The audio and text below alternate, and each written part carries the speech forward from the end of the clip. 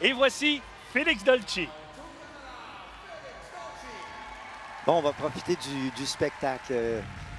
J'ai pas tellement de commentaires à faire sur son contenu acrobatique. C'est parti. Impeccable. Superbe. Il rentre très, très solide. Double groupé, double vrille. Juste un petit rebond.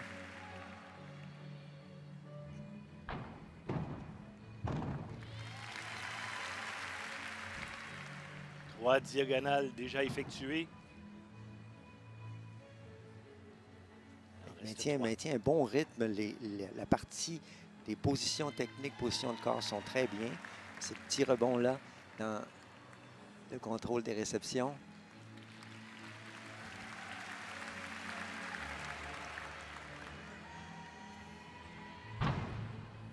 Double groupé.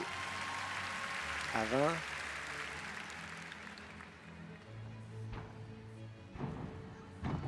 Oui. Et mis au rebond, c'est bien.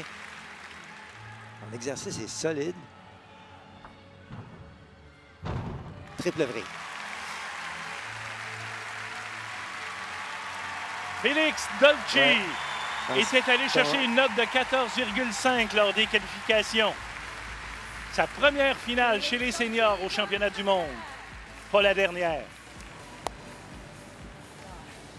Un bel exercice. Peut-être, j'imagine, pour l'avoir vu s'entraîner, répéter dans les réceptions. Donc, il aurait vraiment souhaité à chacune des diagonales rester complètement collé sur le praticable. Lors des qualifications, parmi les finalistes, c'est lui qui a le moins haut degré de difficulté avec 6. Il va donc être à l'exécution le plus précis possible. Regardez la différence de taille avec Yulo, c'est incroyable. Il avait eu 8,6 en exécution en qualification. Salto tendu vrille. Regardez la position des jambes très, très collée. Ici, double carpé. Et cette réception-là, bien placer ses jambes en avant pour bloquer la vitesse horizontale. Salto avant tendu. Et 2 vrilles et demi.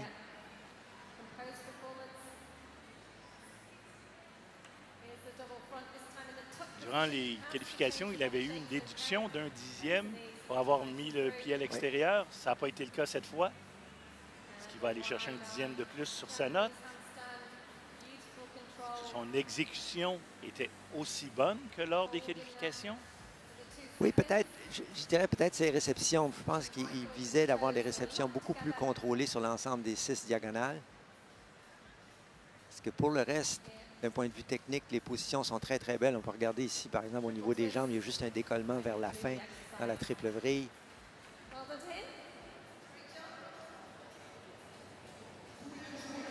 En compagnie des deux gymnastes qui l'ont précédé. On va chercher une note de 14,4 qu'il place au 3e rang. On voit qu'il est un petit peu déçu. 14,4. C'est loin d'être mauvais. Hashimoto, 14,233, 7e, derrière Félix Dolci, qui va donc finir au 5e rang. Vraiment une belle performance de Félix. On peut être très, très fier. Et c'est un bon indicateur de où l'équipe s'en va en fonction des Jeux olympiques.